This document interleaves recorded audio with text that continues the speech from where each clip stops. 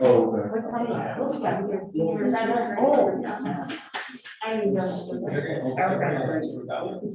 right, folks, so we do have everybody here.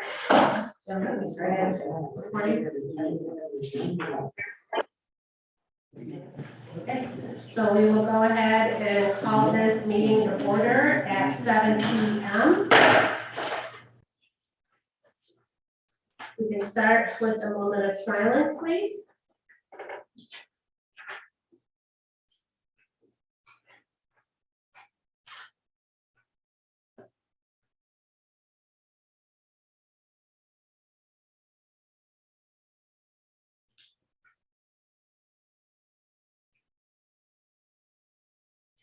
And if we will all stand for pledge of allegiance.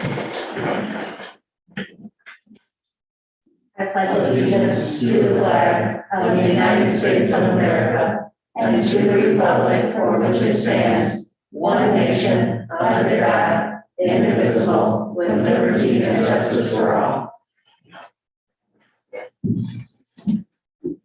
City Clerk Domingo, take roll call first, please. Councilmember Williams. Present. Reed. Jackson. Here. Waller. Here. Lanu. Here. Williamson. Here. And Mayor Snyder. Here. Do I have a motion to approve the agenda? So moved. Support. Councilman Miller? Yes, so on the agenda, I see the resolution, for today, it says 2022-03, and then the actual resolution says 2022-02, so I'm not sure where we are with that. And,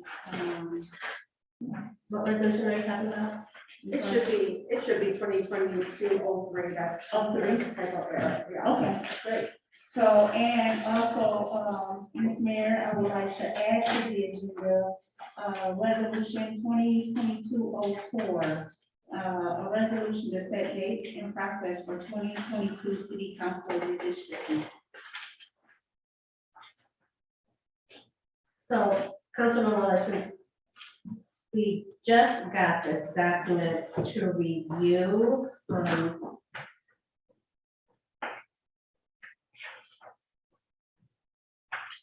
I would suggest maybe we look at it for the next meeting so that possibly you and Cullen can look this through together to make sure, and of course, City Clerk Domingo, to make sure that these dates are attainable before we move on an action with this. You know, as a council, we have all stated that we didn't want to have things just dropped on the desk in order for us to review and vote on. So I would like to keep with that sentiment in moving forward as a council as a whole. I do understand the concern, Ms. Mayor, but I'd like to add it anyway to see if we have the consensus to add it, and if we can make the necessary changes that we would like, if there are any. Okay, so I guess we would need to take a vote on that. City Clerk Domingo? Point of order. Yeah. Is there any discussion on adding this to the agenda? Does there have to be a second? I just want to clarify what the process is. Oh, do we have to? Well, so there was a motion and a second to approve the agenda, and then Councilwoman Waller asked to add, or asked for clarification on one item and asked to add another. So, I mean, realistically, it's a modification of the agenda, since it would be an action item, it'd have to be a super majority vote of the council to add it. But, so yeah, I mean, it's effectively a motion. So we need to vote on. There would need to be discussion and then a vote, correct? We're already in discussion on the agenda, sure. Yes, Councilman Wilson.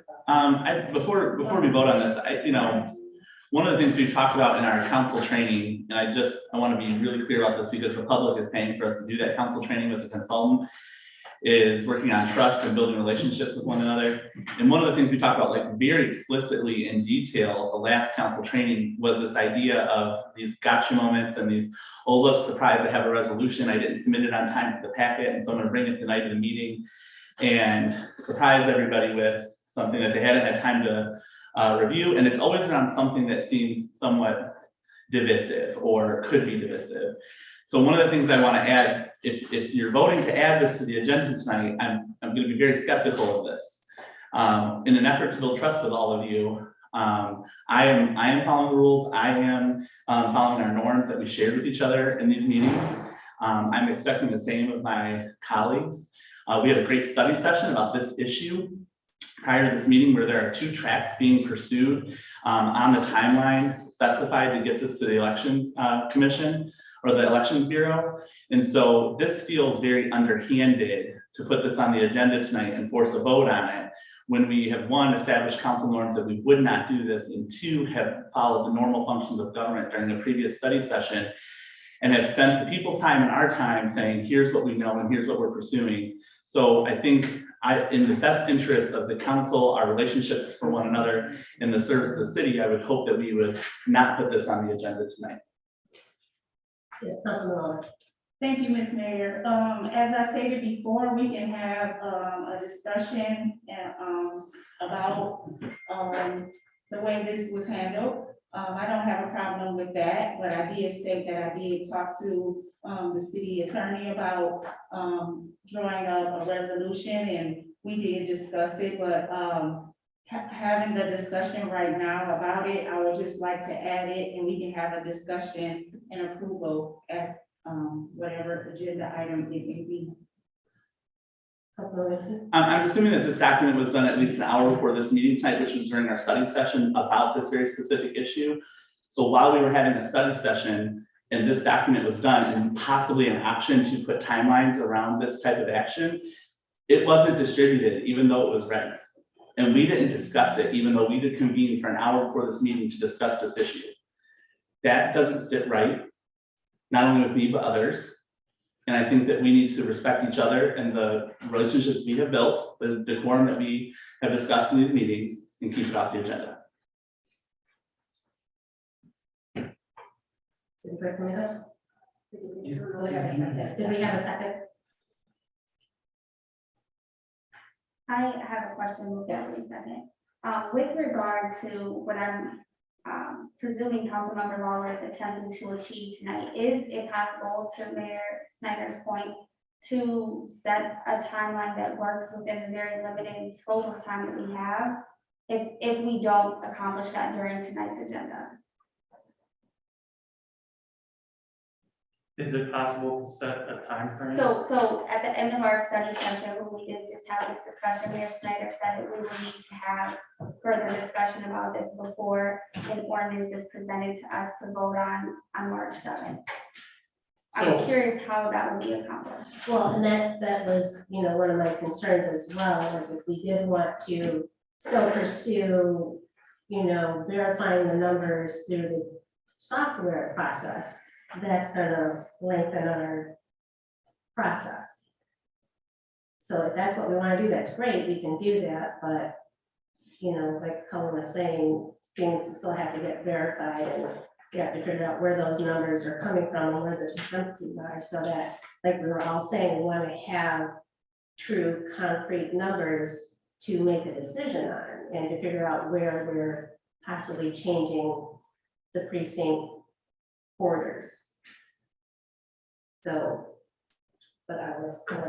So, in between the study session and the regular meeting here, I had a conversation with Mr. Taylor, who does GIS for the county, and I think there's probably some ways that we can expedite our review of the numbers. And like I said, I'll have an answer to council this week as to whether our numbers were off. Like I said, if I very well may have included an extra block or whatever, but we're gonna go through them and check. Mr. Thalen was telling me that, over in Battle Creek, they found that the software was improperly including parts of a surrounding jurisdiction. And so we're just gonna go through and verify. So I mean, the program's not infallible, I'm not infallible. But that being said, we'll have those numbers to you this week. If the software numbers are accurate, you have a plan before you that will equalize the numbers within less than 2%. If you decide you want to have a special meeting to further discuss those, and try to see if we can narrow that number even further, that's fine. I guess my suggestion to council would be, I don't think that we should get into a situation where we're cherry picking what census blocks go where, because I don't think that's the goal. I mean, the ultimate goal for council is to keep contiguous and compact precincts where the populations are as equal as possible. And I think we've done that for you.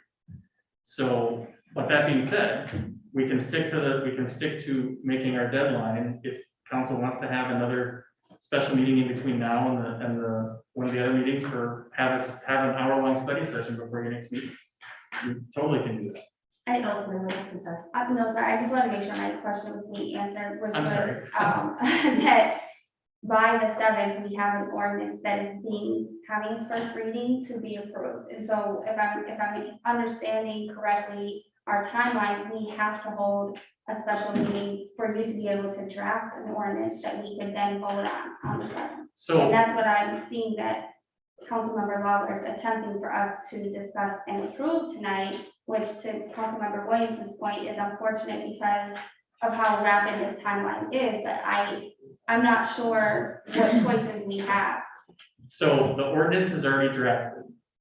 The current ordinance basically says the boundaries will be as set forth on the official map set in the clerk's office. So I've taken that and I've just updated it. Realistically, all you're gonna have to do is approve a map that's incorporated into that ordinance. It's not like we're gonna have to go through and spell out in the ordinance, here are the specific street boundaries or whatever. We're gonna have to do that in a resolution that will come after that for the Bureau of Elections. Point of order is, the question here is, do we add the resolution 2022-04 or do we not? So we're discussing that, so we discussed before we. I just want to confirm, Attorney Harkness, in order for that pre-ready-made ordinance to be complete, we do have to approve of a map between now and its first reading on March 7th. So you could do this, you could do them at the same meeting, hypothetically. Okay, that's, You don't have to do one before the other. I mean, like I said, we'll have an answer to you this week about the population difference. And then you have a recommended map. If for some reason council wants us to go back and revise the map, if there's, a reason to do that, that's, fine, but we can stick to the timeline without having to, the short answer is we can do them at the same meeting. thank you for Or that. at a study session That's- before. That was what I was looking Okay. for, thank you. Councilman Lawler had her hand up first. So, Okay, thank you, Ms. Mayor. I just want to make one correction. When I said that, I had talked to Cullen about the resolution, it wasn't an hour before this meeting. And I did throw out a couple of dates to him. So this resolution, we did decide, at that time that, the resolution, we really didn't need one. So I just left it alone. But as the conversation went on today, I did bring it with me.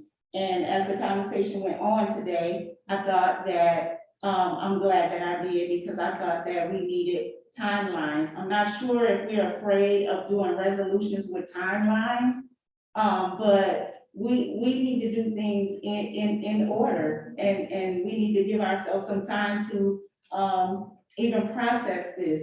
So this was not done an hour before. I have talked to Cullen about it. I wasn't gonna bring it up at all, but during the study session, I thought it was needed. So if we decide to go with it, that's fine. If we find another way to do some timelines, then that's fine too. But I just want to know if we have a consensus to put this resolution on the table and discuss it.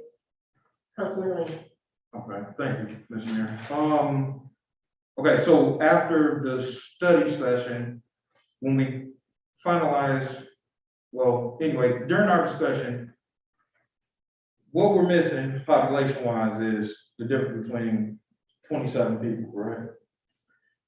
That's, Or close to. so it's not just that, there's a difference between 4 of the precincts for our calculations versus the software.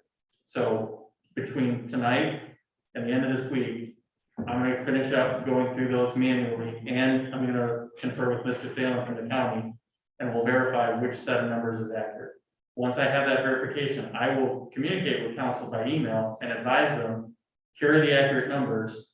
And then the city manager and I will provide a recommendation to council, probably the recommendation that you already have, on which blocks to move to equalize the population. Okay, now, to address the motion at hand, there was conversation that we would not bring things to council to discuss in the meeting, and try to get ahead of things ahead of time. I do understand the timetable that we're under and why this was more than likely brought to the table at this moment, because we were already behind the ball in doing the redistricting and drawing the lines. With that being said, I kind of need a little bit of clarity on what your answer was to Ms. Lanu. We would have time to discuss this further before actually finalizing this, and we probably could address this. Yeah, so you'll know one way or another which set of numbers are accurate by the end of this week. There's a number of options you could have. You could hold a special meeting between now and your first meeting in March. You can add a study session. We already do a study session. You can have a longer study session before your first meeting in March, and then adopt your new map and ordinance at that first meeting in March if you wanted to. So you can do all that. You have time. Is there any point in time this is explained to the public? What do you mean? So the people I mean, obviously, anybody can attend the meeting virtually, and then the people whose precincts are being changed will be notified. Councilwoman. Yes, thank you, Ms. Mayor. Exactly what Cullen said is right here in my resolution. So I guess I don't see the discrepancy of why this shouldn't be adopted. It's just saying that we have to. He's just saying that, you know, this is what we will probably do. And that's just my theory, but the dates and the action that he's saying that need to be done before the first meeting is right here. So, I mean, like I said, if we adopt it, we adopt it. If we have another solution about how to go and be on time with these dates, then okay, we have decided as a council. But I just wanted to put something in place to say, hey, let's do this, and this in an orderly fashion and not be late by the time we are supposed to submit it to whomever we're supposed to submit it to. So I didn't see like the big deal. I would just ask if we are going to bring resolutions that I be notified. As city manager, I was not aware that an additional resolution was going to be presented to take action on. So I just asked for all council members, if you're going to do that, please notify me as well, in addition to the city attorney.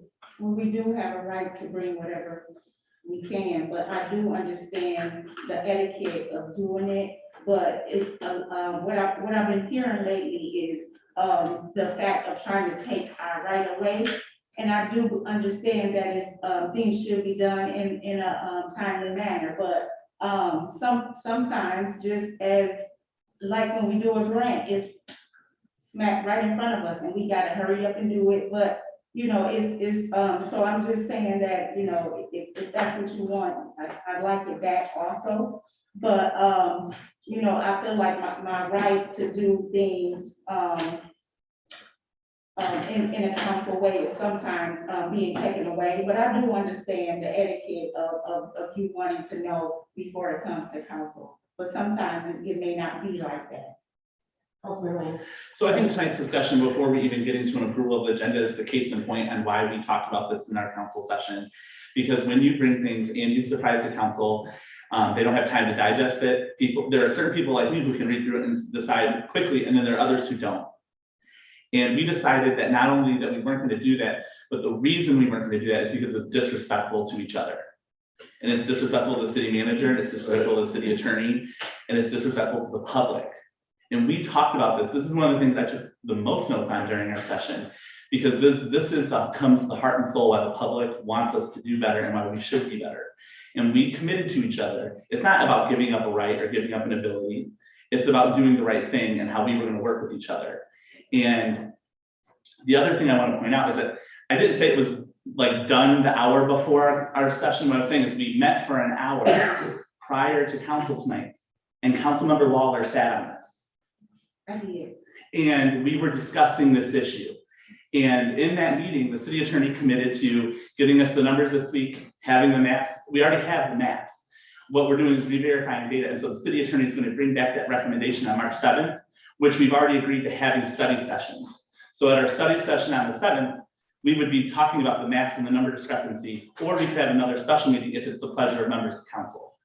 This right now is just an act of disrespect to your fellow council members, because we agreed to this and we're holding firm to the things that we talk about with Marilyn. And just like I'm holding the boundary tonight with all of you, you're gonna hold the boundary with me if I have something I wanna rush on the agenda. And so I'm very firm that we should just move forward with what we've had consensus on in the previous meeting. The city attorney said he would bring the recommendations. We could call a study session, or just continue with our study sessions before the next meeting on March 7th, where we'll have the accurate numbers and the maps. Thank you. Thank you, Ms. Mayor. I would like to call the question on this resolution, for the fact that if we vote to not add it, we not add it. If we vote to add it, then we add it. So at this point, I'd like to call the question, please. Point of order, there needs to be a second on calling the question, and calling, I'll second. and calling the question is voting on to vote, not actually voting on this issue. You're voting to vote. You're voting to end debate. Yeah, we're voting to debate. City Clerk, Amber? We're voting to vote. No, you're voting to end debate. End debate. Voting to end debate, yes, I'm sorry, Which one? to clarify. Yes. Yes. Jackson, Yeah.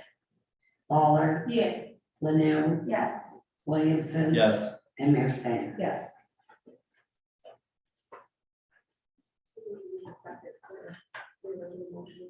So did we have the, I seconded the Councilwoman motion to amend the agenda. so now we're voting on as to whether or not we were going to include this resolution here. City Clerk, Councilmember Williams, Yes. Reed, yes. Jackson, Yes. Lawler, Yes. Lanu, Yes. Williamson. No. And Mayor Snyder. No.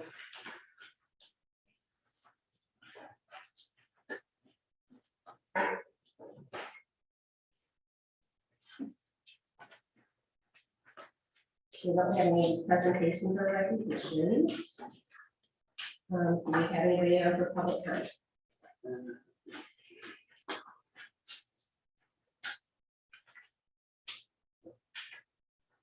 Ms. Rainways. All right. Oh, yes, I'm sorry. Yvonne Ridge, now by South Plastics, Charlotte, Michigan. Assistant City Manager here at Albion. All I want to say is when you're thinking about your agenda items and when you're going through them, please trust your staff. I've only been here for 2 months. You have an amazing staff here that is working to do things correctly for you and to meet deadlines for you. So please take that into consideration, because the people I have been working with for the last 2 months are outstanding people to work with. So just please keep that in mind. You have a staff to do this work for you. they have your best interest, they have the city's best interest. So just please keep that in mind as you work through your meeting. Thank you.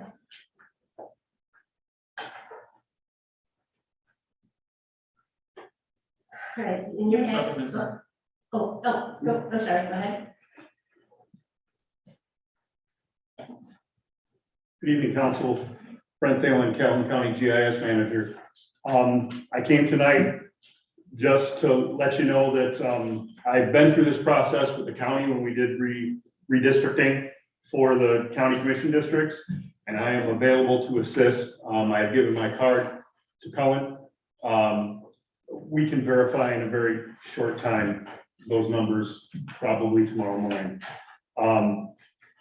In reference to, he's already mentioned it, I don't need to mention it. There are some issues with days, but they're easily fixed. Anyway, I just, again, wanted to let you know, I'm here to help if we need it. Thank you.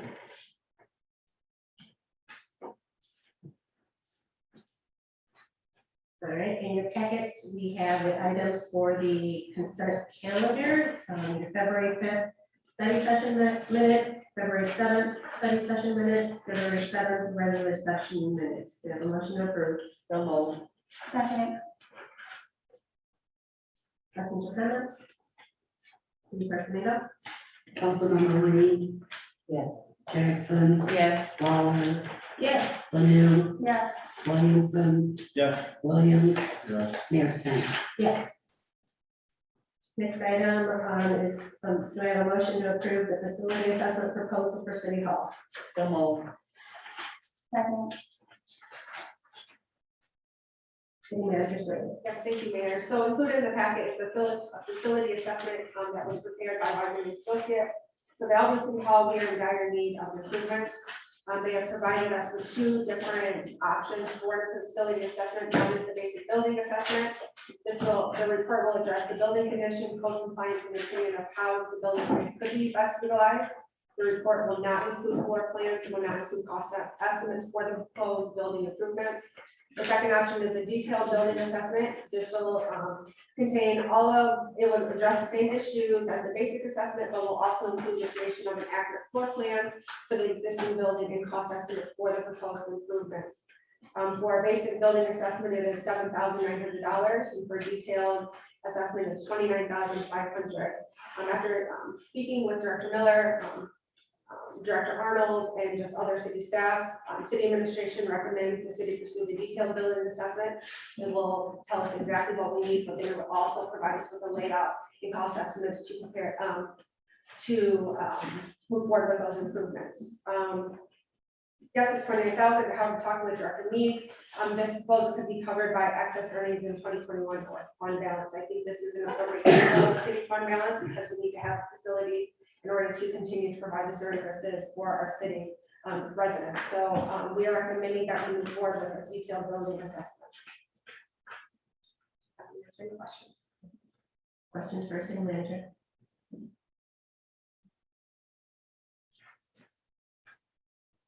City Clerk Domingo? Councilmember Jackson, Yes. Lawler, Yes. Lanu, Yes. Williamson, Yes. Williams, Yes. Reed, Yes. and Mayor Snyder. Yes. Motion to approve the North Eaton Street sidewalk improvement proposal. So moved. Second. Which one are we on? The Eaton Street sidewalk improvement. Director Miller? Good evening. So this is a proposed project to add sidewalk on Eaton Street. It'll be the east side of the road going from Watson, the light there at Watson, to the service road we drive north. Probably many of you have seen, there's often people just walking right down the road. There's no sidewalk right there to service all those stores. It's very dangerous. And we had some funding left over from the sidewalk project we did this last fall. We had about 75,000 left over. So I really thought hard, talked with the other directors and city staff, city manager, to think of a project that would use these funds in the best way for the city.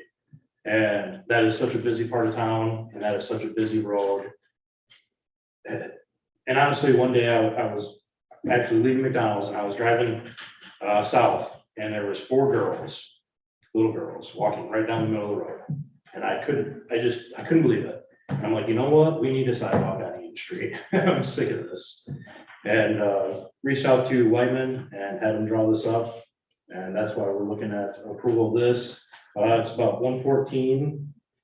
So with our 75 that we have, we're still gonna need about 39,000.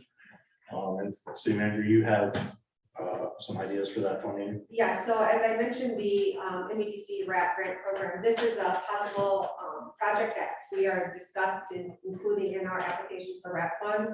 If we are awarded that or awarded this project, we could have up to a 50% match, so it would not fall on us completely to cover the cost of that. We would have additional funding to cover the remaining balance that we owe for this. But I would just support Director Miller's recommendation. Obviously, I know that's been an area, that street has been an area of concern from council just with the high speeds of traffic. And I myself have witnessed people walking down that roadway as well. So I think this, utilizing the remaining sidewalk dollar funds would benefit the city as a whole if we do install a sidewalk along that proposed area. However, if we are not granted the grant dollars through the RAP program, I do believe we also utilize the city's non-motorized fund as well to cover the cost. And I'm getting it out from Director Leeds, so I think that is what he's going to mention. I would like to turn to this one. Yeah, if I could just add on that non-motorized money that we're supposed to spend according to MDOT. Several years ago, we had done a very large project, and I'm talking back, I don't know, I can't remember exactly, 12 or so. It was on the main, when we started the river trail. It was a huge amount, but the MDOT looks at a 10-year rolling average. So that amount was so large, we didn't have to, you know, we could stay in compliance without spending any for several years. That has dropped off, that, you know, beyond the 10 years. And we have not done a good job the last few years of putting a plan in place to spend a portion every year on non-motorized. And we're kind of borderline on being in compliance with that or not, you know, year to year, depending on what we do. So just something to keep in mind. We do have a requirement by MDOT to spend money on non-motorized. So there's money there for stuff like this. So, thank you. Yes, Councilman Rich. I think I brought this to your attention before. This is Albion Street. And this is right across, we've got the Albion Malibu area on the other side, and this is on the other side. Every year I get a call from Pastor Williams about could that be cut down because he can't get off through there walking to his church. I have passed people on that street, coming down that street, walking on the street, because this is what covers the sidewalk. This is a picture of what the sidewalk looks like coming down Albion Street. Going north, it would be the right-hand side of the street. You see the sidewalk? And I passed out pictures on both sides, okay? This is what it looks like when you're driving down the street and looking. And on this day, Mayor Atchison was standing out in the middle of here, you can't even see him, can you? Because every year, this is what it looks like. And with the sidewalk looking like this, I rode up past where you're talking about putting that sidewalk. On the other side of the street, there is a sidewalk. On this side of the street, there is not a sidewalk all the way up. But here, this sidewalk goes all the way down the street. Just the other day, I was on my way home, coming from south to north, and I saw this man walking out in the street with a little 3-year-old boy. He was on his way down to work first for his classes. And so I saw them. They couldn't even walk on that sidewalk. For one thing, it was covered with snow. That's a city street. All right, so I stopped. I went over and I stopped and I said, sir, can I give you a ride? Got him in my car, took him on down where they had to go. I think things like this is what we need to look for. In the summertime, it looks like this. In the wintertime, it's all covered with snow. I would suggest that Albion Street, because, and I know, and they're going to be doing down by the bridge, but I have heard, and that's just heard, that they're not going to come up any further than down there by the bridge. So therefore, this street going up from the bridge all the way up to Austin Avenue looks like not all like this, because when you get past here, You've got some houses that some people have moved in, and I'm very, very proud of them. And want to get around to tell them because they cleaned up the property, they cut down all the trash and everything, and plus on top of that, right behind where this is, Grace Temple has just bought some property to where they're gonna be building a building. This street needs to really be taken care of. It's one of the main streets in Albion. I can see that being done as soon as I can, one that's got a very nice sidewalk on one side of the street that goes all the way up to the corner, but on the other side, not having quite so. Yep. So when our former code enforcement officer, Nate Clark, was here, this was addressed. This is a county owned property. Yeah. And they were, he sent several notices to them, and they were finally got someone out to take down the excess overgrown vegetation along that. I do want to share with the completion or having North Alvin Street Bridge redone, we're also in the process of submitting a grant application to complete the Alvin River Trail expansion that will include along North Alvin Street to connect Holland Park to the river trail that was just put in along Austin, Michigan Avenue, as well as then connecting to the new McIntosh Park. So they're gonna be taken care of too. Yes, so this, again, if you see this needs. Yeah, I have bring talked this to to the our land attention, bank about and this is the land bank property. Yeah, it is. And just to clarify, on Eaton Street, there is no sidewalk north of Watson. But land bank property, but city of Albion Street, do the land bank own the sidewalk too?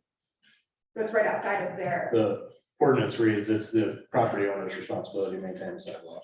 Okay, So yes, it would be their well, I responsibility. had talked to them about that. They did come last year and cut it down. I hope you see There is no sidewalk on Eaton Street north of Watson on either side of the road. Watson. Right. On the other side where the high school is? North side, No, I know where the, past Watson. yeah, but my mom's house is on Watson, and when it gets up to that, what is the name of that street? There's no sidewalk going up that far, but it is on the other side. No, we're not about Eaton Street. Oh, going this way. Yeah. Eaton Street, not Watson. Oh, yeah, for Bell Park parking lot. So that's what this proposal is for, to put sidewalk along that roadway from Watson all the way down to the drive. Any other questions or comments? City Clerk Camille? Councilmember Lawler, Yes. Linnell, Yes. Williamson, Yes. Williams, Yes. Reed, Yes, Jackson, Yeah. and Mayor Snyder. Yes. Motion to approve resolution 2022-03, to approve the Michigan Natural Resource Trust Fund. Second. The manager said. Yes, thank you, Mayor. So this grant agreement was just provided to the city early Friday afternoon. That's why it was added to the agenda after the original packet was issued. However, with that, it's tied into the Albion River Trail expansion project that was started last summer. That project is being funded by a grant through the MDNR. However, I just want to remind council back in, you guys approved resolution 2021-12 to award the Albion Trail extended project to Berlin Excavating Inc. at the April 5th meeting.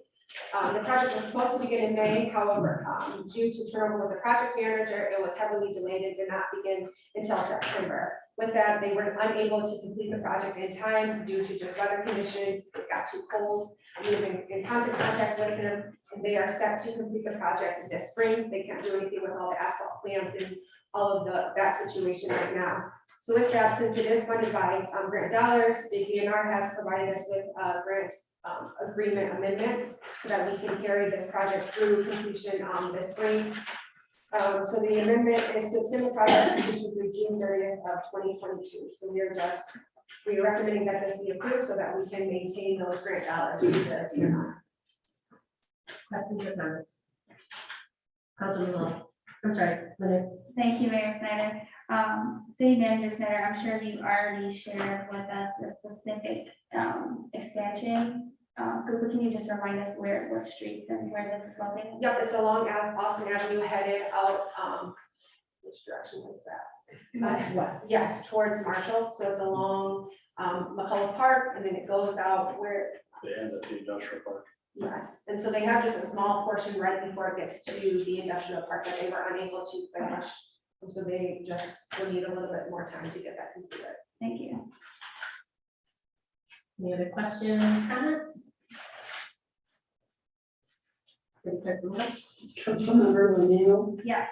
Williamson, Yes. Williams, Yes. Reed, Jackson, Yes. Lawler, Yes. and Mayor Snyder. Yes. The next on the agenda, we have a discussion in regards to the citywide leaf pickup. Director Miller?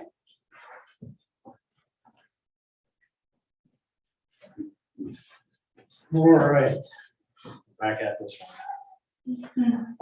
So a few weeks ago, you probably remember I was up here talking about the leaf pickup. Not much has changed as far as what I have to say on this. I did get some backing from Finance Director Mead. Basically looking through the historical documents, we have spent right around 55,000 every year on leaf pickup. So the estimated number I gave you before, 57.4, is pretty close. You know, I still urge probably to do a full leaf pickup would be a bad idea. I don't think, one, we don't have the funding to support it year after year. Two, our leaf dump site will not support it year after year. And at this time, we don't have the equipment to do it properly. So if we're gonna look at this and do something, we're gonna need to make sure we have a good dump site set up. We're gonna need to make sure we figure out a way to fund this every year, year after year. And then we're gonna have to invest in some equipment. So same as last time, I believe the equipment that we're gonna need is gonna be about 13,000.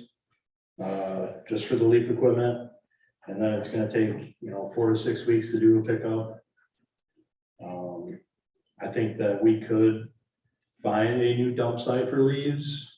It would be costly. One I have in mind is actually at the street department and removing an old building that needs to be taken down anyway, but yeah, I guess give me some just direction on what you want to know or move forward with. And if I can just like to add, if we are going to look into bringing back a citywide leaf pickup, the need to review our current contract with Ranger. I want to remind everyone, we do have a 10-year contract in place that they do provide yard waste pickup to our residents. So if we are going to do something like this, I don't want to be charging our residents twice for essentially the same service. They're already paying for the Ranger as required by ordinance for the single hauler. And then if you're going to go back with the citywide leaf pickup, it's funded by tax-paying dollars. So with that, I know we're gonna have some other hard conversations coming up with potential raising the rates of our water rates as well as a potential street millage. So I want to really be mindful of how much of a burden that we are putting on our residents to continue to cover some of these services. Councilman Williams? Yes, thank you, Mayor. How close are we to the end of the Granger? I believe we are in year 2 of a 10-year contract.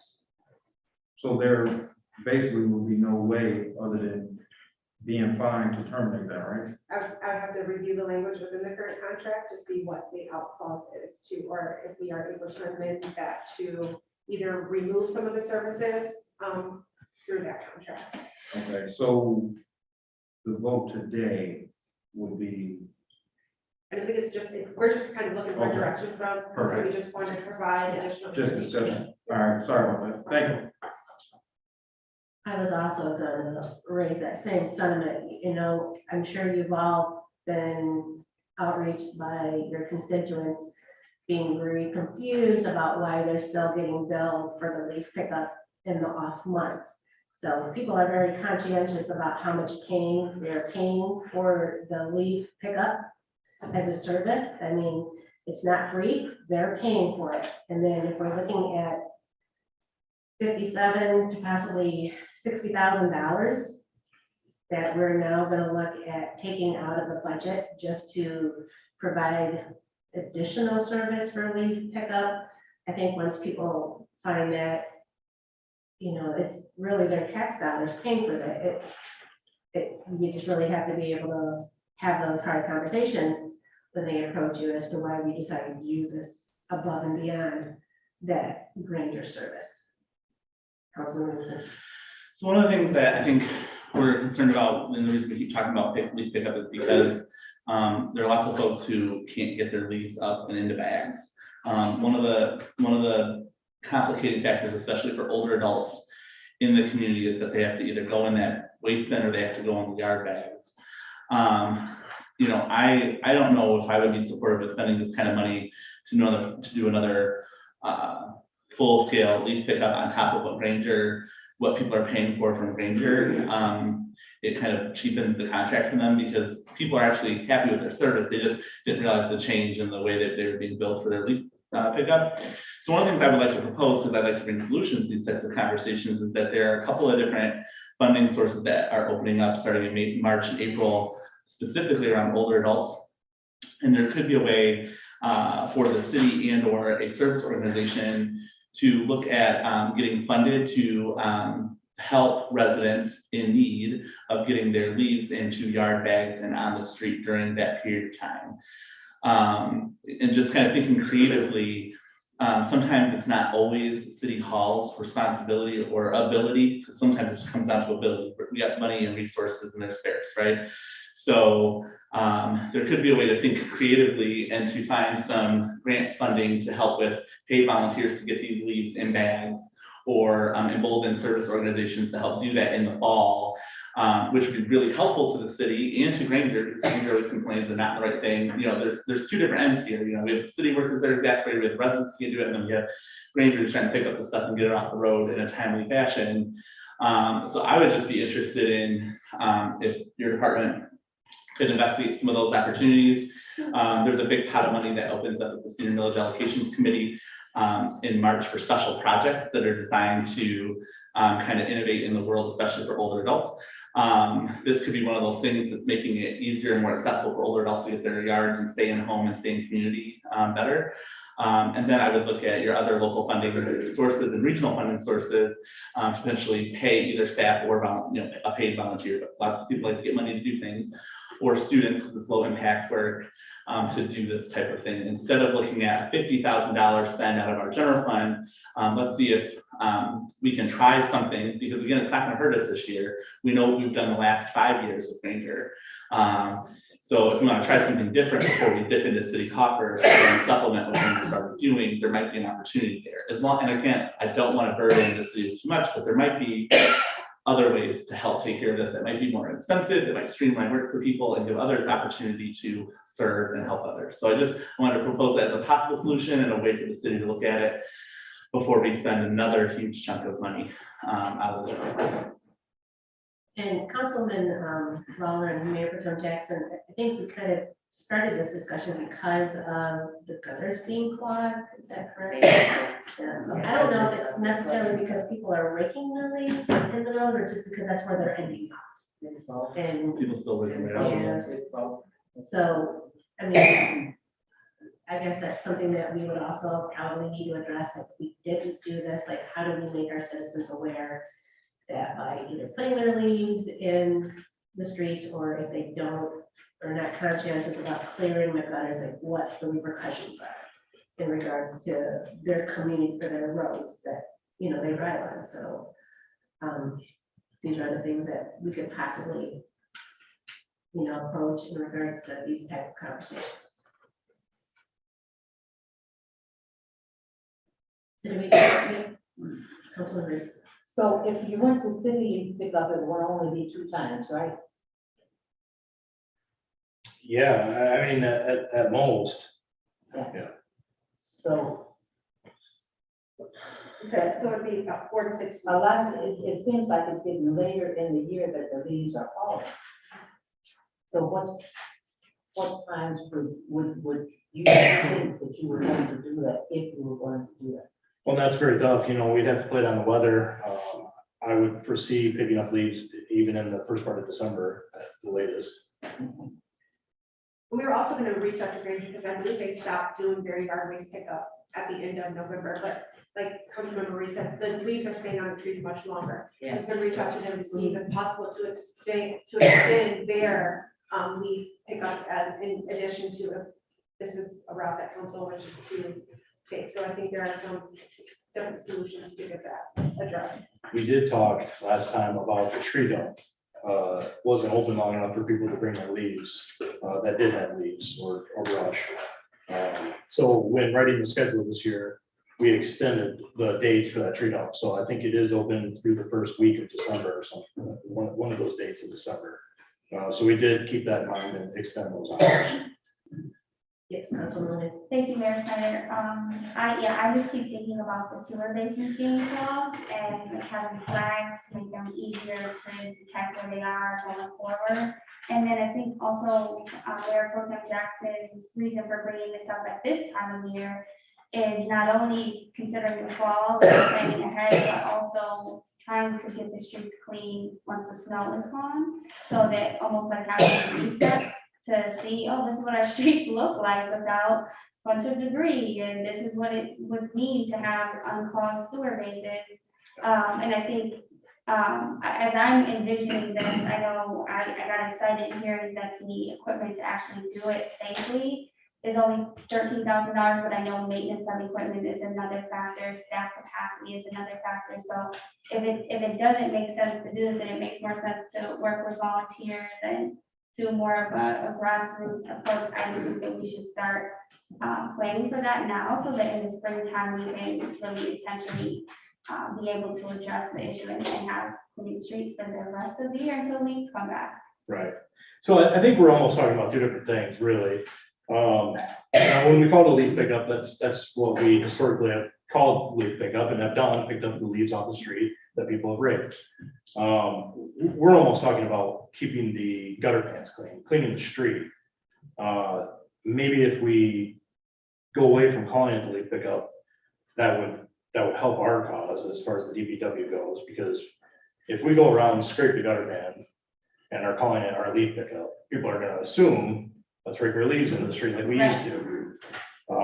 Now, to keep the gutters clean, that's something that we need to get better at. That's something that we need to do, because there are, lots of city trees that drop their leaves in our street, and, who's to say we can make the people out on the street rake the leaves into the yard? That's ridiculous. So that's something we're gonna be very mindful of and try to be better at, cleaning the street of the the leaves out of the gutter pan of the streets, and then in the spring, getting on a good rotation of actually sweeping the street like we used to. That's why we got a street sweeper last year, and that was very good. And hopefully it will be better this year than it was previously, last year, the year before. So I think we should probably get away from calling it a leaf pickup if we're meaning clean this gutter pan for the storm sewers. Okay, yeah, I agree, because I think, understanding, how much of an endeavor the leaf pickup is, and to City Manager Snyder's point, the fact that we've now committed to yard waste services, and then there's opportunities for volunteers to be able to have the, cost of yard waste bags and different things in terms of the cost of this covered. I think, to me, the biggest thing is just making sure that our water infrastructure is not being ruined by the natural environment. Right. Yep, that's good. Councilman Weeks? Thank you, Mayor Snyder. Thank you for the clarity in that. So I think our prior discussion about that just a few minutes ago was kind of in conflict with that thought. To go along with this thought, if we gotta clean the gutters, which we do understand is a problem, in the discussion we had at the end of last year, we recognized it was a problem, we all seen it. So it's not necessarily either or, it's in addition to. I mean, it's pretty much what you're saying, right? You mean in addition to leaf pickup or something? Yes, because we don't want people just going out and leaving to the road. Right, I think with leaf pickup, there needs to be a separate program, kind of like Councilman Williamson, with the paid volunteers or whatever that program may be, to help people get their leaves in bags and get those leaves taken care of appropriately. I would urge strongly for the city to not go back to the leaf pickup. However, I would say that we're gonna do everything we can to keep the gutter pans clean for the storm sewers and the roads to look nice, how they should. Now, with that being said, though, we shouldn't look at it as double taxing people in the city. Yeah, so It's an added service. what you have here is like a traditional leaf pickup. You know, this would be going around picking up everybody's leaves like we used to do years and years ago. This isn't cleaning the gutter bands. That's Okay. totally separate. And that's why I said I think we should go away from calling it a leaf pickup. Because I misunderstood what we were talking about, and I think most residents probably would too. If you say we're gonna do a leaf pickup and then we're only meaning to pick up the gutter pan, they're gonna be disappointed. Right. Yeah, so I think it was just a clarity or just misunderstanding that when you guys brought up wanting to have a discussion on leaf pickup, we assumed like the traditional, what we used to do in the past with leaf pickup, but Yeah. hearing Director Miller and the need, it's two different things. So no, it would not be costing the residents too expensive because it's a completely different, we'd be addressing a different issue than a leaf pickup. So I would suggest that we get away from referring to it as a leaf Yeah. pickup, yes. Okay. It would be nice though to have a street sweeper in the fall. I go out and along the curb out to the streetway, I clean out the leaves along there because during the raining and the stuff, the trees are closer to the street. And when the leaves fall out there, and the person who does my yard, it sucks up the leaves, so you not have to worry about, but he does not suck up the leaves on the side there. And that gets all ground up and looks real messy. So that would be a good thing if when you're cleaning out the gutters, I don't know. There's some places I've seen that have little buggies that ride along with a thing cleans on the side of the street, whatever. It would be something that I wouldn't mind investing in having done for Albion, because it really looks sloppy when your yard is clean, but along the outside is not. Yeah, makes sense. Any other questions for Director Miller?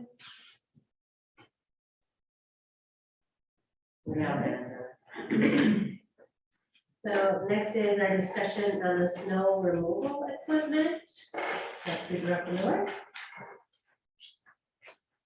All right. So some of you may remember, I was up here a few months ago, talking about purchasing a new plow / dump truck versus converting a old military truck over. That went really well. We converted the military truck into a plow truck. It's awesome. The guys love it. It's 4-wheel drive. It plows. It can go slower, so it's much safer. It doesn't get stuck like the other trucks do. It's great. So we have 2 of those now in service and use. Phenomenal trucks. So we have 2 more of these military trucks. And our thought here is to convert them to plow trucks and dump trucks. So basically we would take 2 of our oldest regular dump trucks, strip them down to bare chassis and cab, take those plow units and dump units and convert them to the military trucks. This would be a lot cheaper than purchasing a new dump truck. They're very robust. They're really good units. We've had good luck with them. This would save a lot of money. I think we could put towards other equipment like, that $13,000 leaf arm or a bucket truck or, a backhoe. There's so many other equipment that we need. That could postpone buying a new dump truck for another couple of years. Dump trucks, like I said back then, they're a year and a half out. For a new one, and finding a used one around here right now is impossible. Because new trucks are so hard to get, everybody's buying the used ones and they're not getting rid of anything decent. If it's used, it's garbage and we don't want it anyway. So that's kind of where we're at. I don't have pricing on that right now. We've reached out to a couple different companies. This has been kind of a recent topic for us. So I don't have any pricing back yet. Hopefully we get that soon. I would love to come back and talk about this again when I have more pricing. But that's kind of where we're leaning right now, to save some money and get ourselves pushed out a little further for a new truck that we will still need, but further down the road. Councilman Wayne. Thank you, Mayor Snyder. Director Miller, thank you so much for your time. We also corresponded along with City Manager Snyder earlier today through email, and I got the questions that I needed answered. I've been asked quite a bit about trucks and also in talking to the road crews about getting new trucks, stuff like that. But we did have prior discussion about the cost and the timetable in getting new trucks. Of course, even if we order one, we wouldn't get it this year. And like you said, we may not even get it next year just because of the backlog. I don't think we necessarily will have this discussion again this year, hopefully not, but I thank you guys for getting back to me in a timely fashion. And I just want to make sure that I represented the city and asking the questions that I was being asked and forwarding them along. So, and thank you all, thank you guys for the work that you have done in the city this year and every year. Every time my aunt sees you guys on the road, she's like, there go my boys. So I definitely just want to applaud you all for that. And it is a concern of mine that you do have the necessary equipment and the proper tools to do the job that you need, so that it can be executed safely. So I just want to make sure that you guys know that. And like I said before, thank you and keep up the good work. Appreciate that.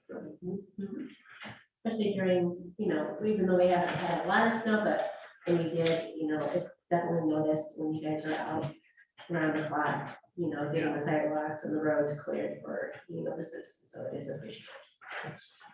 There's a lot of going on. Any other questions or comments for Director Miller? All right, thank you. Yeah, I'd just like to say thank you for Chestnut. Last year, I think we got shoveled one time. Several times. Thank you. Next is, do I have a motion to approve the resolution 2022? Second.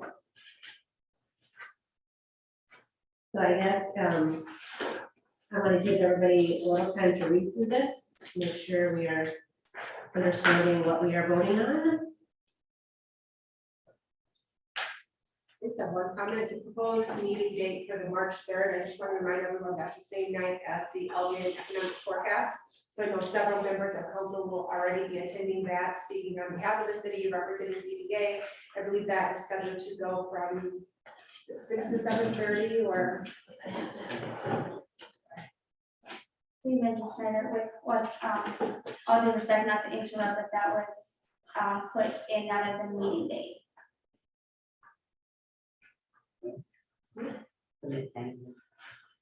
That was, I think another. But then under March 5th, the meeting, is that for, especially for the event? Yes, yes. I have that, I saw it there. Well, there's a public input meeting on March 3rd apparently at the Ludington Center. No, the date is reading March 5th. So as I'm reading this, I'm understanding that. Yeah, may I clarify some things? Sure, go ahead. Okay, so as we were discussing this earlier, I realized that, some things in this resolution, we did not like. So, I wanted to, revise this and, make it known that some things in here that, I have decided to, not add to this resolution. And if I may read it, the way that I'm thinking, if that's okay with everyone, so that you don't have to read it like all the way through and then, or should I just wait for the discussion?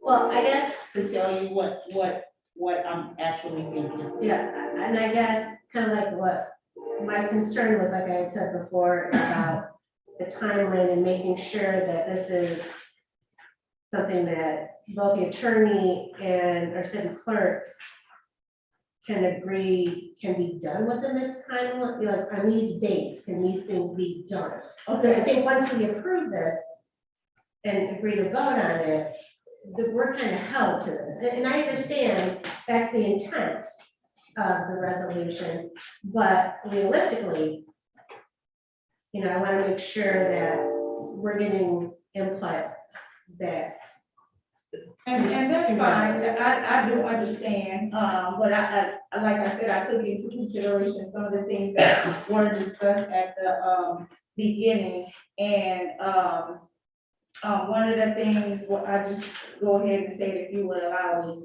that, I would be willing to take out the March 3rd, deadline, and just for it to say March 5th, 2022, the Albion City Council will hold a special meeting to review, discuss, and select a single redistricting plan for those offered by the city administration and legal counsel.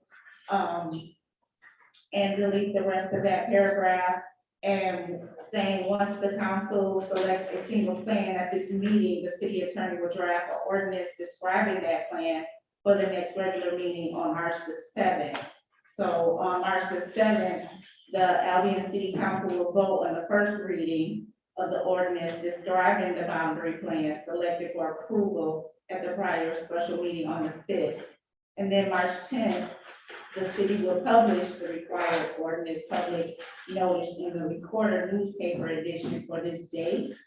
March 21st, 2022, the Albion City Council will vote a second reading of an ordinance describing the boundary plan selected for approval at the special meeting on March 5th. And then by April 4th, the city will submit to the appropriate state department or agency the boundary described for this election precincts that follow the boundaries of the new city council district boundaries selected for approval at the special meeting on March the 5th. And the redistricting ordinance must provide for the earliest date possible under law for the new city council district boundaries to come into effect. So I am willing to, with those revisions, willing to present to you this resolution, but I just gotta remind people that resolutions, it's not disrespectful. And this resolution is only saying that we set dates and process. That's what we do. We set the dates and we set process.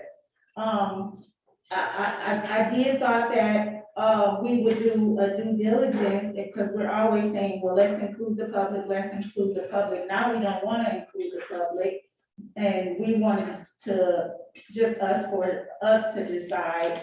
But you know, okay, I'm willing to not let the public may want, when I put the Albion College Ludington building, my thought was they can't come here, so where else can they go? Can they go to participate in besides on the screen or through our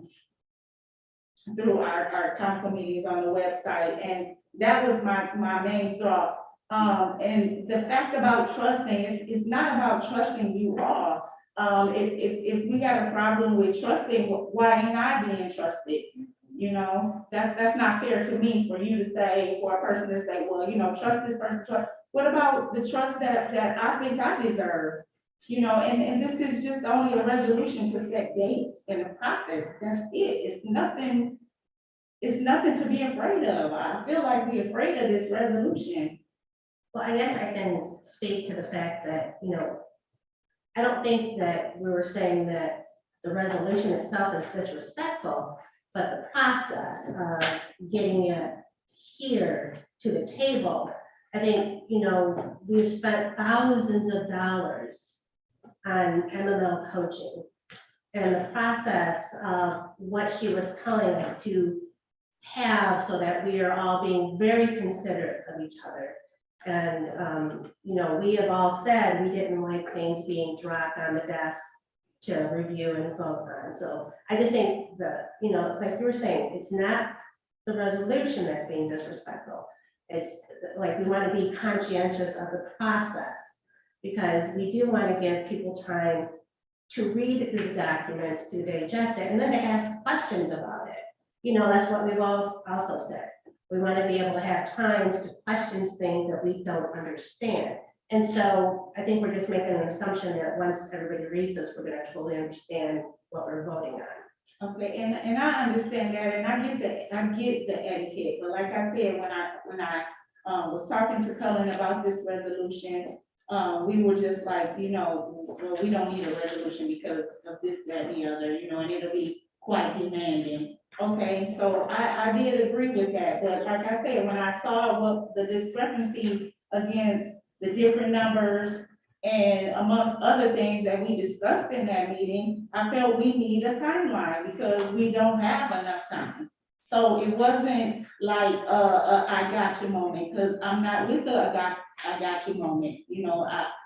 I don't want the I got you moment on me, so I definitely wouldn't put it on anybody else, but I really felt that this was needed. And like I said, I am willing to revise it and take out some things, but I really think we need to set ourselves for timelines. And the trusting part that really got me tonight, because to say I don't trust any of you, and we did just go through a training, and we did say that we would trust each other. I believe that I should be trusted too. So, Well, definitely, but but that's- I think where that trust that was being in question is the trust of the people who we kind of asked to help put this together for us. So that would be the attorney, that would be the city clerk, that would be our city manager, trusting that they would get this done in a due process with proper information and thorough research, and not just, this is what I think is best type of thing, you know what I mean? So just trusting them more so than trusting each other with this. But Colin, do you want to make comment on this? So I did have a brief conversation with Councilwoman Lawler about a potential resolution, and I did tell her at that time that I didn't think it was necessary because a lot of the things that she discussed being in the resolution were already being addressed by the city's administration, and we weren't going to be going through them with council until tonight. Some of the things that are covered in this resolution, are already done. Like the drafting of the ordinance is already ready to go. It's already set up for a first reading, for your first meeting in March, and a second reading in the second meeting in March. It's already got the minimum 20 days required by the Home Rule City Act. As let's just assume that the Davis redistricting numbers are correct. You've already been provided with a map that redistricts the precinct boundaries to within your deviation is 1.9%. I mean, pretty good. So I mean, you've already been presented with a recommendation from the city's administration. I get the idea of public input, but we were all at the training, and as the city's legal advisor, I would just tell you, and you all heard it from Maryland, the what and the why are what council determines, but the how and the when and the who are for the city's administration. And so, council has said we need to redistrict, the city's provided you with the how. And, if council has like a legitimate reason why these recommendations are inappropriate, we're all ears. But I mean, they hit the numbers pretty darn close with less than 2%. I mean, so I guess what I would offer is you've already got a study session before your first meeting in March. I'm not sure what we as the city administration, and I don't want to speak for Jill and Haley, but me as the attorney that's been working on this, what I would have to offer you at a Saturday special meeting. I give, you've got the numbers for both the Davis redistricting and the other side. You've got maps for both. I don't know what else I can offer you. If the idea is for council to come in and arbitrarily redraw precinct lines, that's probably not appropriate. Okay, so I'm confused on one point. So are we talking about what was submitted or what has now been amended by Councilmember Lawler? Because the main piece that Councilmember Lawler excluded from this resolution was under the March 5th bullet point. She stopped everything at offered by the city administration or legal council, period. And she wanted to delete the rest of that paragraph. Is that accurate, Councilmember Lawler? Well, all the way down to the city administration and legal counsel. Here, 1, 2, 3, 4, and skip a little paragraph, but keep the once the council selects a single plan at this meeting, the city attorney will draft the ordinance planning, describing that plan for the next regular council meeting. Okay, so there's a period at council, delete everything down to what you just said. Once the council selects a single plan, correct? That's correct, and I just said that because, it just seems to us that we don't want to, include the public, but, if that's not what you wanna do, okay, I'm willing to, meet halfway in the middle, but I do think that we need, to start setting timelines, we do need, deadlines, for ourselves. And we can. I was just clarifying, it was I had the floor, sorry. Okay. I'm sorry, I was just I want to make sure I It's all understood. right. No, I don't, you have to apologize, I wanted to clarify, because that's the part I was getting at. So if you take out the put down legal counsel period, delete everything to once. And then if you change March 5th to March 7th, that's what we were going to do anyway. If you look at what we were talking about in the special council meeting and the basic timeline ahead of us, it was, we were gonna have a special meeting before the next meeting to look at the maps, look at the numbers, verify the numbers, and then vote on that on the March 7th meeting, which basically, if you take out the little paragraph, because I want to point out that it's kind of a big thing that's being deleted, which is good. Because what it points out is that they will select a single redistricting plan from those offered by the city administration and or legal counsel. If you read the rest of that sentence, it says also and or those redistricting plan suggestions or proposals that were submitted on time to the city clerk by March 3rd. That was actually opening the door for other people outside of the city to submit plans for your redistricting. And I don't want to underscore how significant that is. So I appreciate Councilmember Lawler taking that out of her resolution, because I can actually probably support this tonight in an effort to build the trust with folks, if that was the case, because that right there was the crux of the issue. If we were going to start opening up to a public proposal session on how we were going to draw the lines, that was going to be a circus that we didn't want to handle. And so if the amendment is, the amended version is that we're getting rid of that chunk, this essentially follows the same timeline with the addition of a March 5th special meeting.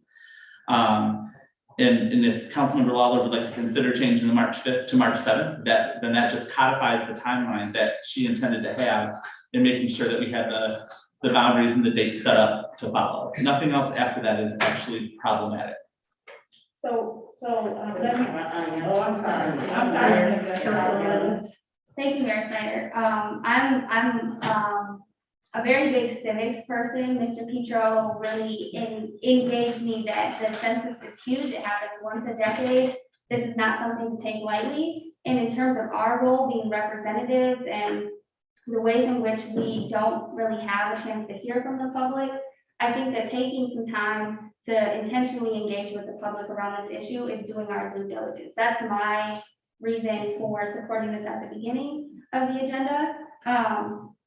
I just think that that's a really important thing, and that's why this is important to me. And then in terms of speaking to the process, I'm a bit dismayed that this has come to this, considering that we did have time to do it, and looking at cities across the country, there's intentional engagement around how cities are changing and the importance of residents to have their voices heard in that process. So I think that in as much as all of us are learning and considering what it looks like to bring things to the city manager and everyone to have a chance to engage, I think it makes sense that we would do something prior to the next regular meeting wherein it would be the same exact format, just rushed and doing things in a kind of odd way as representatives. So I think that we're working with an unfortunate circumstance, but I think that there are ways that it could be done in a better representative way. Councilman Williams? No. Thank you, Ms. Mayor. Okay, so prior to the meeting, we had two options. Following our study session, we now have three options. And this third option, not to say that we're gonna go with a third option, but it offers us just that, another option. I don't know necessarily if we need to get further into the weeds of public comment as far as the redistricting, simply because if we don't agree with one, we have more than one option to select from. And we're talking about balancing the actual precinct numbers. I just wanted to add that to the comments during that time. If I could just make a comment, it's mentioned in my city manager's report, but City Hall will resume that open to the public normal hours starting next Monday, February 28th. So we will be back in person. Public will be allowed to join our council meetings, our study session, to weigh in, provide their public comment if they're not allowed to attend via Zoom. So that is coming, starting next week. We will be back. The COVID rates in our county and really across the state have heavily declined. So we are looking to resume normal operations, normal how council meetings are normally held, where the public can come attend in person and provide their public comment. So I did just want to share that they will have an opportunity within our next study session or regular meeting to attend in person to provide their feedback. Mayor Pro Tem Jackson, did you have your hand up? That'd be it. And speaking to a Councilman Williams said, I didn't see but two of them, and I know I wanted to speak to that. And I just wanted to make sure I'm clear about the proposal 1, proposal 2, and what proposal to be proposal 3. So those are from the, what's that? 1 and 2 are from the study session packet. That was just created over the weekend by City Attorney Harkness using the Dave's My Redistricting software. It And was then actually prepared on Monday. yesterday. So yeah, the third one, that's the one through the software. Now, was that one automated by the software? The numbers that it's based on were provided by the software. The blocks that we use to equalize the precincts, that information is also pulled from the software. So the original 2 are already in the packet. We just provided you with a color coded copy in person to better see the changes. Because I wasn't advised about the existence of the software, and thank you to Councilwoman Lanu, until Monday. And so I scrambled to put together a third option based on those numbers on Monday. And then that's the breakdown or justification of the numbers from the Davidson or whatever it's called, the software. So we would need to give 2 and 4 some individuals. Yes. Correct. So yeah, but it's still The bulk, research yeah. and 4. Okay. the bulk of the people are going to 2 and 4. There's a slight adjustment from 6 to 3, but And 3 to, okay. Yeah. 3 and 5. 3 and 5 are the most top heavy that are gonna give to 2 and 4. Yes, Councilman Reed. Are these 3 things here, are they laid out like you're talking about?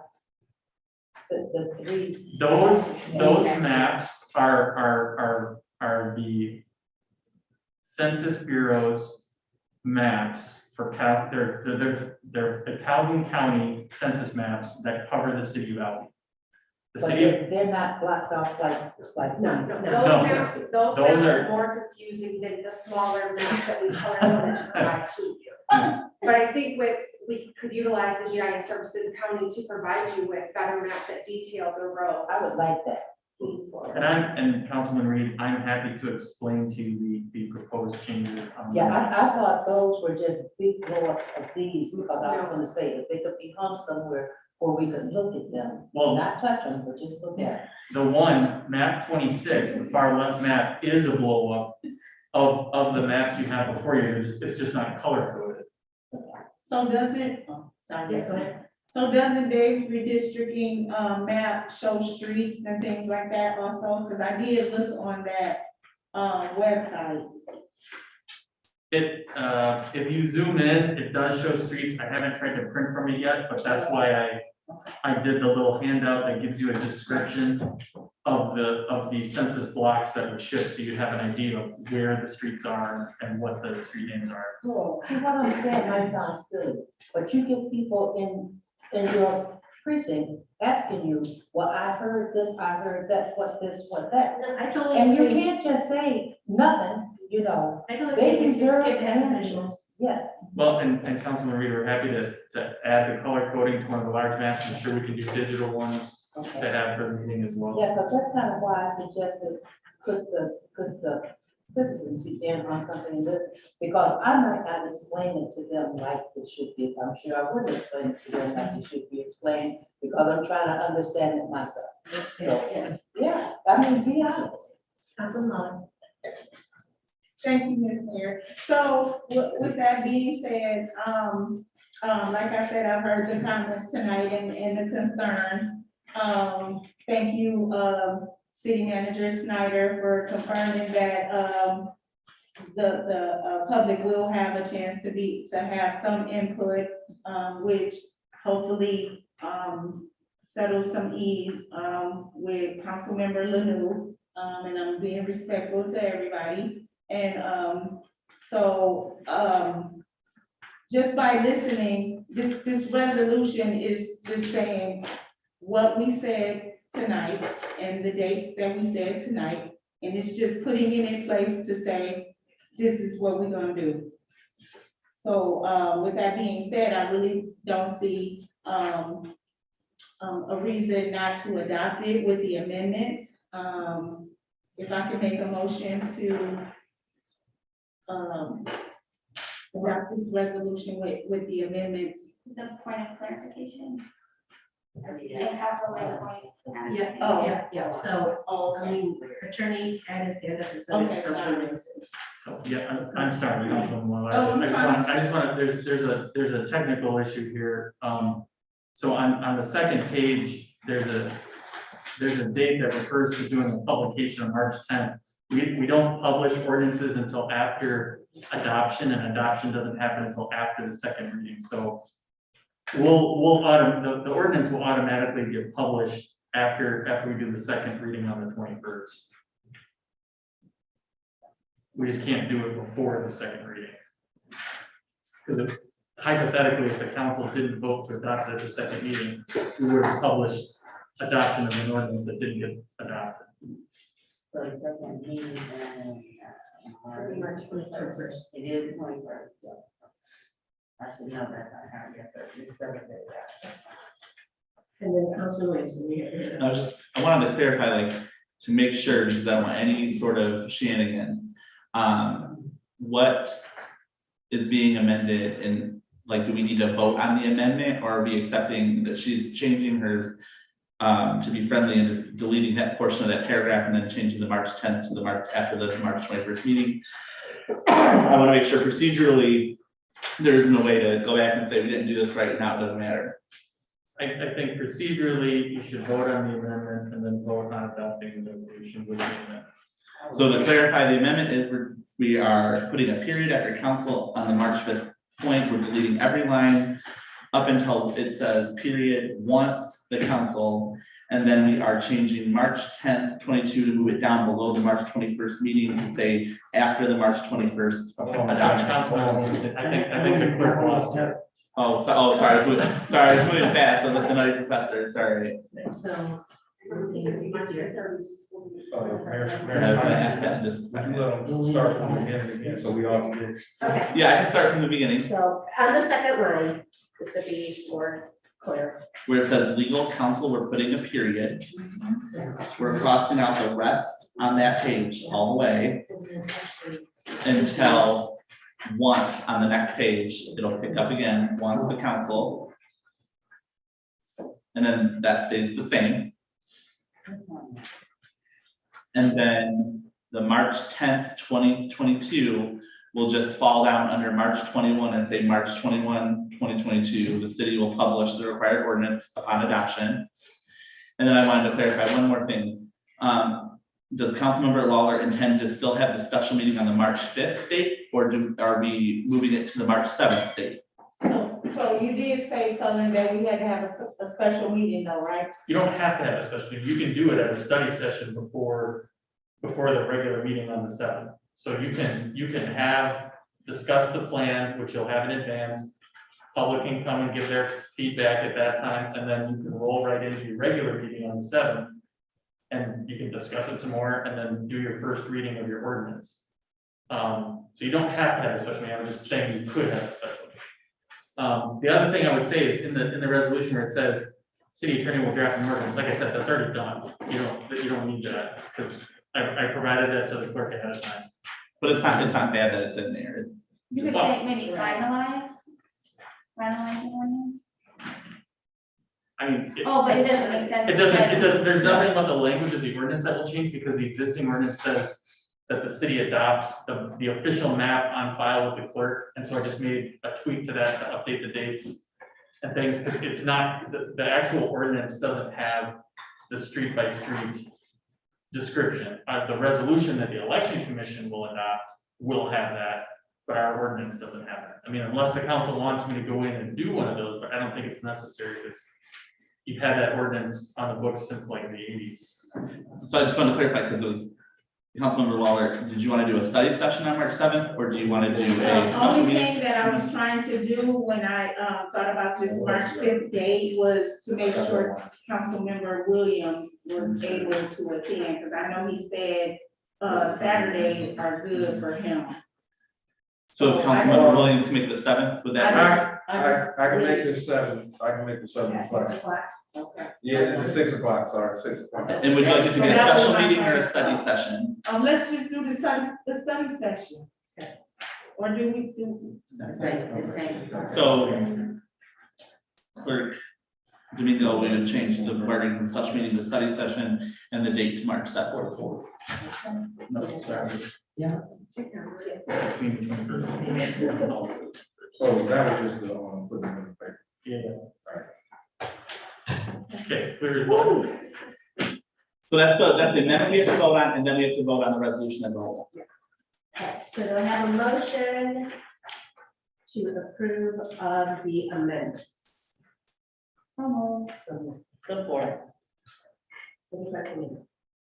Councilmember Williamson, Yes. Williams, Yes. Reed, Yeah. Jackson, Yeah. Lawler, Yes. Lanu, Yes. and Mayor Snyder. Yes. Now, do I have a motion to approve the resolution 2022? Support. I think it was already moved and supported. Oh, yeah. City Clerk Domingo. Councilmember Williams, Yes.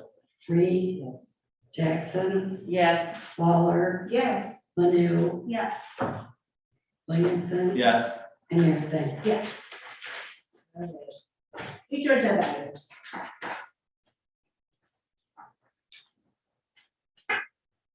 Second, this ordinance. Jesus. We already have- What future agenda items? All right, do we have anything else for public comment?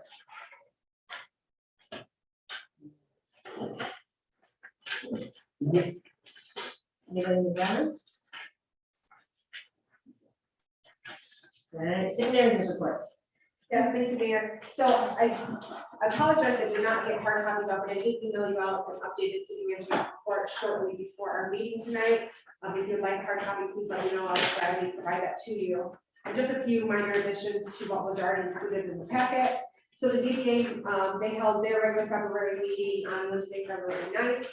Due to there not being a forum, no action was taken, and discussion was just held on the following items: Stoker Plaza, facade grants, and the farmers market agreement.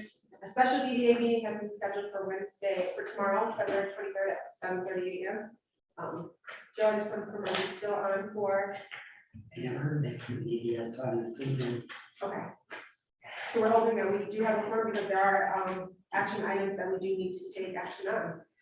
So community content creation, the meeting was held on Thursday, February 10th, with members from the Albion Community Foundation, the city, the Albion EDC, and DDA to discuss content creation for the Albion community.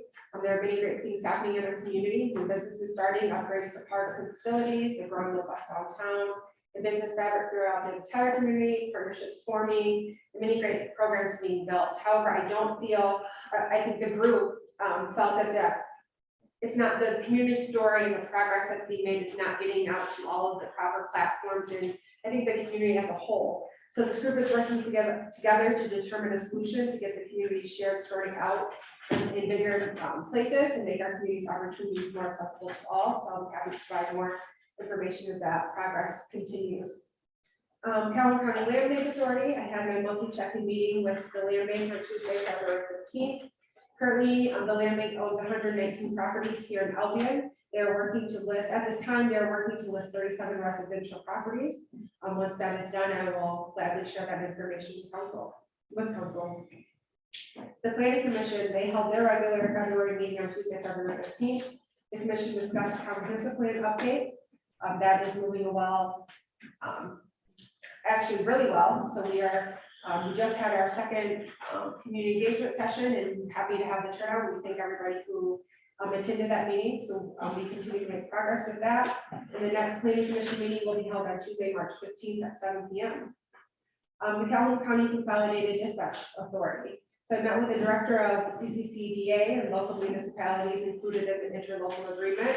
That includes Calhoun County, City of Battle Creek, City of Marshall, and City of Springfield, in addition to the City of Albion. On Wednesday, February 16th, we discussed options regarding the CCDA's MERS unfunded liability. Currently, the City of Albion contributes 8.8%, and that was determined at the time of consolidation. The proposed change would decrease the city's contribution from 8.8% to 7.6% based on the current call for service billing. So that is good news for Albion. I know a lot of other communities, they saw an increase in what they will be contributing. Nothing has been finalized, so I will continue to update council as that progress or process moves forward. The community visioning workshop with the comprehensive plan update. That was a workshop was held to solicit opinions and feedback on the land use and development in Albion as we continue to update our comprehensive plan. That was held last Thursday, February 16th.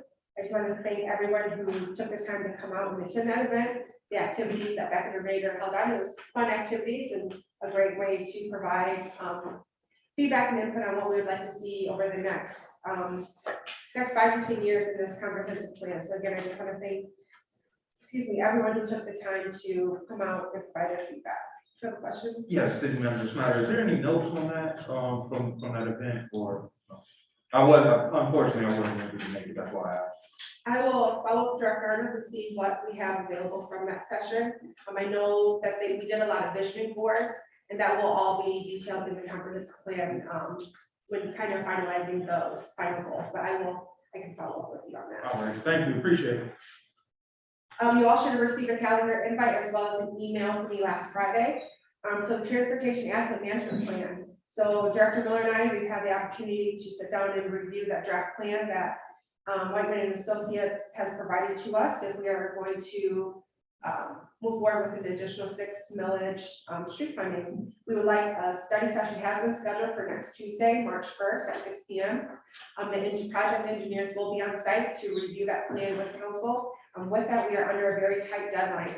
This will require the voters to approve. This is something we're really interested in doing. I think it's safe to say, if you look at the conditions on the road, we have to figure out a way to fund more street projects. This is a 6-year plan, so we'll begin next year, 2023, and go through 2028. With that, a special election will be required. So we are looking to have an August special election. With that, we have to have the ballot language drafted and approved by council and submitted to the county by May 5th. May 5th. So we're under a tight deadline. We want to have as much community input and engagement with the residents as possible because it's going to take them to get this approved to be able to fund these projects. So I hope you all can attend next Tuesday at 6 p.m. to review that plan and so that we can get some town hall meetings scheduled. We'll probably have multiple town hall meetings, different areas of the community to try to get as many residents out and really get them to understand why we need this additional road knowledge. 2022 economic forecast. The EDC will be hosting the 2022 economic forecast on March 3rd. I have 5 to 7, but I believe it's from 6 to 7:30. So I will verify that and send everybody an update. But this will be via Zoom webinar. City of Albion, the EDC, Albion College, GDA, Huntington Bank, WE, Upjohn Institute will all be participating in the event. So I encourage you all to attend and find out what's happening, what projects and what was accomplished last year and what to look forward for this upcoming year. The city has submitted a grant application through the state's first responder training and recruitment grant program in the amount of $177,487.33. So through this program, all Michigan cities, villages, townships, counties, or fire authorities are eligible to apply for a grant up to $200,000 related to first responder recruitment and training. Recruiting, public safety, police officers, firefighters, it's a struggle across really the country. I know last week on the news, they talked about surrounding sheriff's department, there is a shortage in deputies. So it's a shortage happening all over. So this is the way the state has rolled out this grant program to kind of help assist the local municipalities with recruitment and training of new officers. So we're hoping that we receive good news that our grant application has been approved. As discussed at our last work session with VIII Coach, I have secured a facilitator to help with the city manager evaluation. Ms. Marilyn has agreed to come and work with us to move forward with that process. I have provided you all, I believe it was last Monday, with my self-evaluation. I know Clerk Domingo, she emailed out the evaluation forms as well as provided you with a hard copy in your study session packet. So now it falls on you to get those completed. It looks like we'll be holding my evaluation on the March 21st meeting. But so I'm happy to have Ms. Marilyn come and help us work through that process. Are we gonna be working with her at the March 12th meeting on this? I think, yes, we are going to reference it, that we have that short 2 hours from 8 to 10 before the other department heads. So yes, this will be a topic of discussion before the other department heads to join us. So then do we want the responses in by March 4th? I will leave that up to you to determine that date to have them get that back to you. So I will email everybody as a reminder, March 4th, which is a Friday. I will email you all. In our code enforcement position, so we held interviews today for the vacant code enforcement officer position. We are very fortunate to receive a number of qualified applicants, and we anticipate extending a conditional offer by the end of this week. Great, we have several interviews today, so that's very exciting, especially when everyone is looking to hire an infill position. So we're happy to move forward. Hopefully, we will be bringing on a new code enforcement officer here very soon. And as I just mentioned, City Hall operations, so effective next Monday, February 28th, City Hall will resume normal hours of operation, Monday through Friday from 8 a.m. to 5 p.m., open to the public. However, we do still encourage residents to utilize the front drop box, obviously no cash payments, and the online payment option for the property tax and utility bill payments. But with that, we will return to normal council meetings where the public is able to come and attend in person. We're doing this with COVID rates have declined in Calhoun County, but then across the state. So I just want to encourage everyone to remember properly social distance, wash your hands, wear masks if you are in an enclosed place with a lot of people, and make sure that we're doing everything so we don't have to return back to how we have been operating previously. And then you also have individual department updates. I won't read through those, but you all do have those to kind of check out what's been happening in each of the city departments. Happy to answer the questions. Questions for our city manager? Very good. All right, Councilmember comments. Yes, Councilmember. Thank you, Ms. Mayor. I just want to say thank you for sharing concerns and allowing me to help with the revisions of the resolution that I presented today. And it does show that we can all agree on something. And I just like to ask, like, in the future, let's start setting deadlines for ourselves so we can know, how long we got to get stuff done. And by us discussing this today out in public, I think it was pretty nice and it proves that to ourselves and to the public that we can work things out together in public, and we do know the etiquette of which we hold ourselves high standards to. So again, I just say thank you for helping me out with this, resolution today. Yes, Where Councilwoman can we Rich. find the Zoom meeting? What was that? I'm sorry. I thought, yeah, She said, where can we find the Zoom meeting? For the regular sessions for Yeah. city council? the webinar.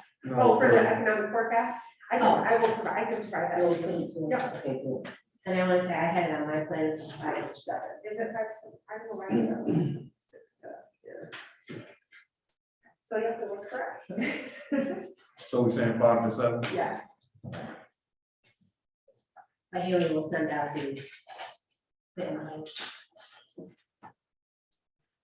Any other? Yes, Councilman. please. I was one of the main council people that had a problem with adding the early agenda item on, and I still stand by making sure that we stick to the norms that we agreed to, especially since we worked so hard in those sessions with Maryland. And this may draw ire, but there's a former mayor, his name's Garrett Brown. He continues to have influence over the operations of this council, writing resolutions, writing up whatever, bothering the city attorney, heading over to the county to get the maps to try to influence what's going on here. None of it's a secret. We know what's going on.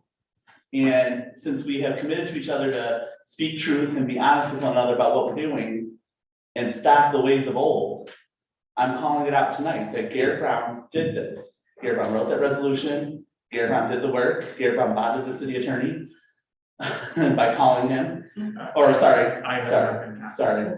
Garrett Brown bothered county officials, to do this, and we know this. And he's no longer mayor. And he was voted out a long time ago. And we need to think about who's influencing what we're doing on this council. Thank you. Councilman. Thank you, Ms. Mayor. I do believe that, I'm very capable of, writing, a resolution, and I did do my due diligence by asking the surrounding,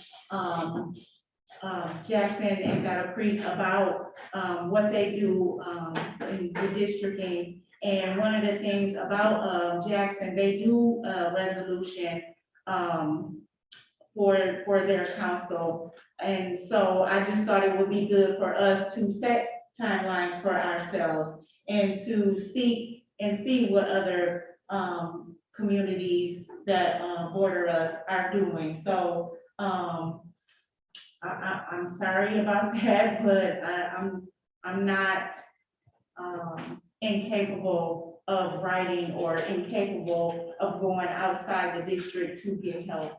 Thank you, Ms. Mayor. Yes, Colin. So as an outsider to council here, what I want to offer is, having sat through those trainings, and having sat through the meeting tonight, I for one was rather impressed with how since that training, the council has taken what probably started as a rather contentious item and had thoughtful, constructive discussion and debate, and then ultimately compromise on a way to move forward. And I think I can speak for the rest of the administration that says that was a great thing that this group kind of came together to move forward. So I was very impressed by that, and I wanted to share that with the group. Any other comments? Motion to adjourn. Sure. Councilmember Williams, Yes. Reed, Yes. Jackson, Yes. Lawler, Yes. Lanu, Yes. Williamson. Yes. And Mayor Snyder. Yes, meeting adjourned, 8:48 PM.